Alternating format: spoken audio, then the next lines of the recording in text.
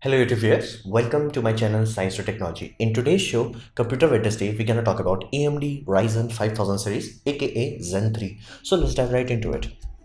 Well, first, this is a new launch we are talking about. Now, this puppy was announced in October 2020, few days ago, and this supposed to reach your hand in November 2020. So let's be realistic here. By December, you should have it inside your computer. So that's what we are talking about here. Now, the reason why the name is 5000, which may sound odd if you're familiar with basically AMD's naming convention, because the last one was 3000. So what the hell? So 4000 was dedicated for laptops, and they realized that it could create a conflict where 4000 could mean Gen 2 and Gen 3 at the same time. So they're like, shall collapse the name convention and make one unified naming convention. So which is a very good thing to do. Now they launched 4. Now be very mindful, this is a new architecture, new pipeline, so to say. So there could be very more processor that is added later on, but right now 4 is the king here. So we have the basic the low budget one, which is 5600. Then we have 5800, then we have 5900, then we have GG edition, 5950 edition. So this is what we are talking about here. Now, what is this Zen 3? Now you have to understand this. Intel was very successful for a very long time, and they started to employ statistics known as TikTok. So what they were doing is basically, okay, we're gonna introduce, let's say, 32 nanometer. Okay, awesome. So this generation is 32 nanometer. So what will be the next? Will they shrink it down to, let's say, 22 nanometer? No, they went from 32 to 32 plus, which was like basically learn everything they could from the last generation, every mistake, every new design, everything, and then they make a polished edition. It's like, okay, this is the maximum we can get out of it. This was TikTok edition they were doing it, and they reached a very high level of polish with their 14 nanometer system.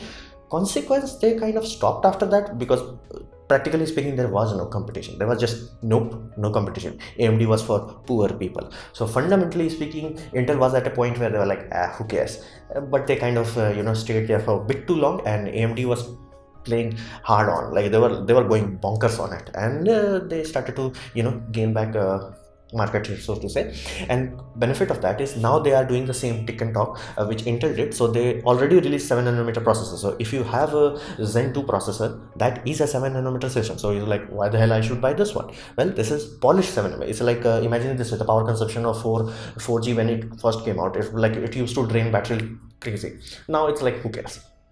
So same thing is happening. And now main selling point, because they have learned so much from their last 7 nanometer experience, they are like, okay, we're gonna give you same processor, aka same chip architecture. Basically the socket is the same, the power footprint, which is the most critical aspect, will be the same, which you can, if you are following Intel side, you know for a fact their power envelope is growing at this point in time. The hotter processor is from Intel because their power envelope is growing up. Here they don't have to. They're like, dude, if your motherboard is capable of dumping, let's say 100 watts of oomph, this puppy is like, I got this, I can do more work for that 100 watts. So efficiency improvement, even though the nanometer is exactly the same, but design improvement, experience, all that jazz is starting to pay off. So they have tangibly more power efficient, and at this point in time, AMD is the one that is a room heater, and basically AMD, I'm saying basically Intel is the one that is a room heater. And they directly showed a comparison from i9 10900K, that they are like teraflop wise, they are around 2.8x more efficient. Let that sink in.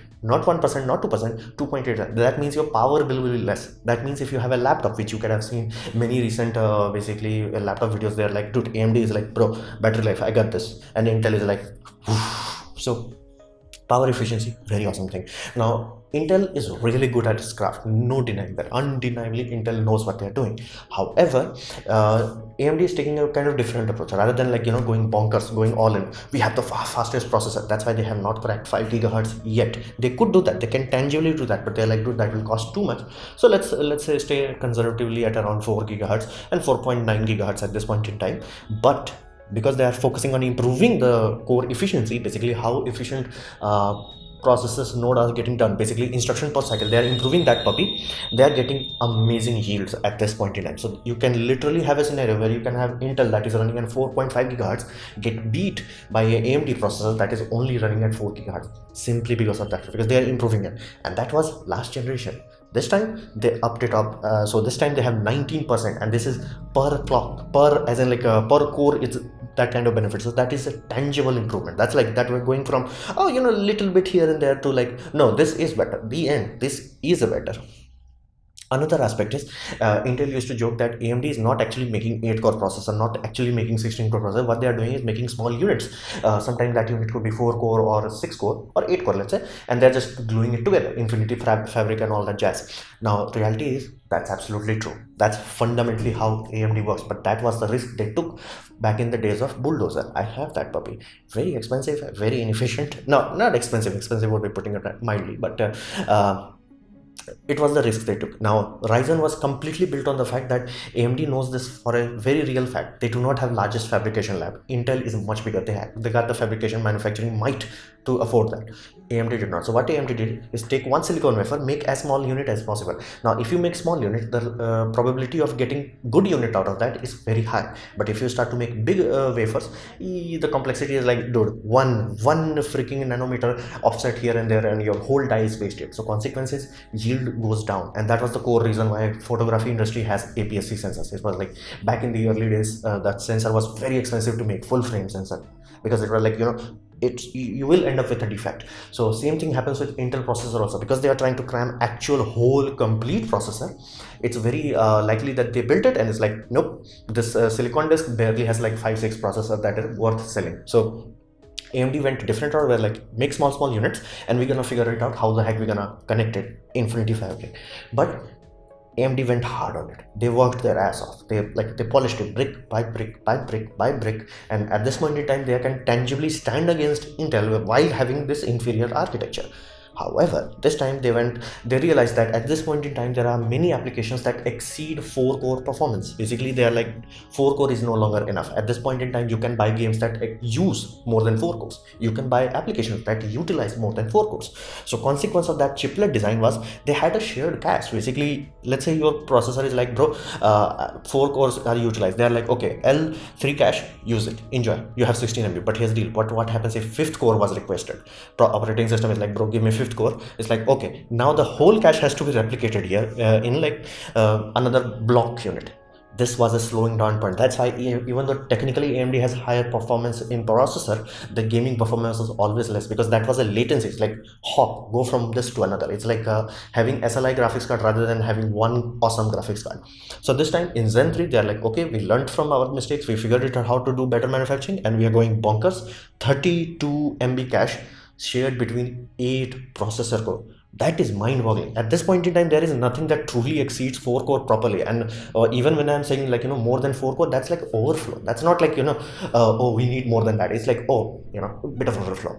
So going to 8 gives them a lot of like, flexibility. It's like, oh, relax. You can have like whole operating system running on 1 core, music system running on another core, streaming running on another core, and gaming running on 4 core or 5 cores. So having that share, they do not have to duplicate it. They will reduce latency, and that gives them fundamentally much better performance. At this point, it's like, no, if you want gaming performance, you're gonna have to buy basically AMD. So that is mind-boggling. They're going to that L3 cache for 8 cores. That's very big leap, and because of their focus on improving basically clock cycle efficiency, they have highest performing single core performance flat out.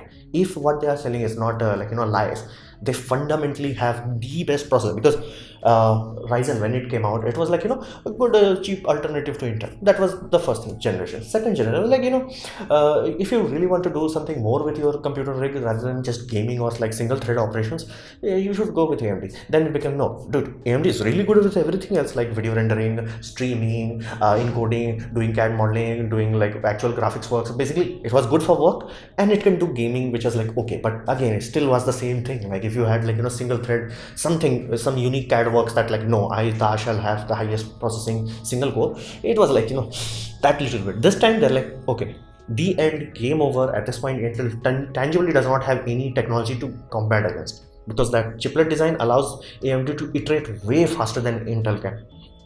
So this is Zen 3. That's why it's so important. Even though it's 7 nanometer, they have learned a lot. Now, what about the performance? Now, this is where you have to take a truck of salt, because if true, Intel flat out has nothing left, flat out. Like for quite a while ago, even those people who bought like let's say Zen 1 architecture, they were like, dude, we are happy with this. It's like, yeah, it's a good processor, it gets the job done, specifically if you actually have to do work rather than just gaming. And like if you are not comparing, it's like, no, I'm getting 71 frame per second, Intel is getting 85 frame per second, you're not gonna notice it. It's like, good enough. Then it became, no, it's really good for everything else. If you have to do renders, if you have to do any quote unquote work, it was every good for that. It's just like, gaming, it was like little bit more, you could have actually beaten Intel. At this point, this is that. Like what would happen if you have amazing multi-thread performance and epic single core performance? So fundamentally, if true, Intel tangibly has nothing. At this point, you are buying Intel just for buying Intel. Now, power efficiency is also a very critical factor, because if you are following Intel's adventures for last few years, you have to realize, because they are forcing too much out of 14 nanometer, it's roasting. It's flat out roasting. Like my friend have a Intel laptop, it's like awesome powerful, but here's the deal, it's running at 100 degrees C all the time. Now some people say, oh, it can run at 100 degrees Celsius. No, if that were to be true, every damn buddy here, you will do the same thing in servers, but server never exceeds 70 degrees Celsius. You can run your equipment at more than 100 degrees Celsius. It will run long enough, but not a good thing. So fundamental, and Apple literally ditched Intel. It's like, dude, I can't handle with this. I can't handle with overheating. So fundamentally, the fact that AMD has tangibly more power efficient system, and look at their bravery. It's like, dude, we're gonna give you same chipset, same socket, same power envelope, more performance, go YOLO on it. So they have achieved it. It's like many times, it's more efficient, but you see the power bill, it's like, dude, it's only going up. This time it's not. So it's awesome, and it was flat out unbeatable in multi-purpose workload. It was like, dude, if you have to do rendering, if you have to do CAD modeling, or if you have to do 3ds Max, Maya, Blender, Fusion 360, or things of that nature, it was like there was no competition. And if that single core one, that's what you have to wait and see. If that is true, the end, game over. Now support for old motherboard is also very awesome here, because if you had bought like mid-range to high-end for your last generation, you're gonna get everything in this one. That's what I'm saying. Like it's a truly more refined version of last generation. However, many people are like, dude, price is high. While that is absolutely true, but you have to understand that Intel is like swimming in money, while AMD is like barely drinking from a straw. So AMD has to increase their profit margin in order to stay competitive. If they increase their profit margin, they'll get more money, they will get put that money into R&D, and we're gonna get better product. And given the fact that Intel has been slowly increasing prices just for lols, because they're like, lol, we don't have any competitor, people are willingly giving money to AMD. Is like, dude, you are giving the most cutting edge performance, and not to mention, if you don't want this performance, you have the last generation option available, cheap. So fundamentally, I'm not too upset about it, because even though it's like 25,000 rupees in India, and that's assuming Indian tax does not destroy it too much, 5600 would be a really good performance. It's like everybody's like, no, the 12 core is like very expensive. I'm like, do you need 12 core? It's like, does Intel have a 12 core option that is like, it's super cheap? I'm like, what are you actually comparing against? So fundamentally, it's not a bad move, I'm just gonna see. And it's similar things have happened with Apple and Samsung and LG. Samsung is the only provider of OLED that exceeds expectation and like reaches delivery status, where they're like, no, if you order 5 million units, we're gonna give you 5 million.